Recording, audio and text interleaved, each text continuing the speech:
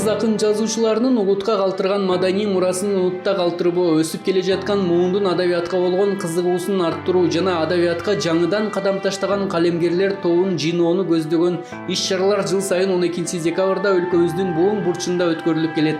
Кара Суу районуна караштуу Талдык айылындагы номер 64 Исраил Сулайманов атындагы орто мектептеги маданий иш-чара да дал ушул максатта уюштурулган.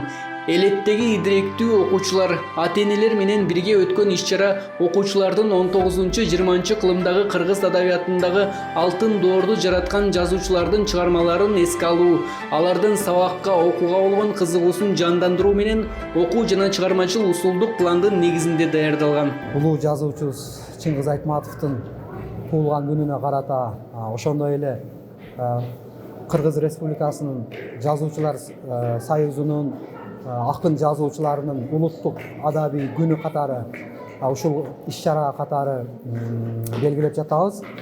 Иш-чарага биздин мектептин окуучулары, ошондой эле ийримдин окуучулары жана ийрим жетекчиси Нуржамал Айчбаева жетектеп катышып жатат. Каармандар түзгөн образдар аркылуу окуучулар терең билим тарбияга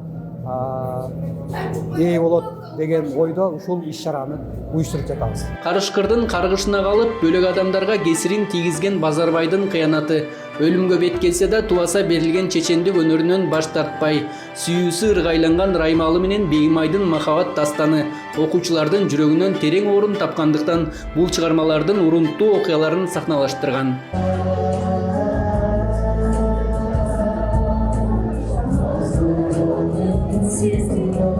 Улуулукка таазим аттуу иш-чараны өткөрүү аракети күн мурунтан башталып, сабактан сырткары чыгармачыл ийримдерге катышкан окуучулар Айтматовдун чыгармачыл бейнеси менен жакындан таанышып, каармандарды өздөштүрүп, көркөм окуу, сүрөт багытында жарыш уюштурулган. Биз бул Кара Суу райондук балдар чыгармачылык бирикмесинин алдында түзүлгөн ийрим, рух бейне, көркөм окуу ийрим болуп эсептелет. Бул жерде биз таланттуу балдарды атайын мектептен тандап алганбыз. Ал жерде балдар сүрөт тартышат, ырларды көркөм окушат, бийлешет. Мында биздин балдар ыр жазган окуучуларыбыз бар. Алар дагы өздөрү ырларын жазышып, окуп жатышат.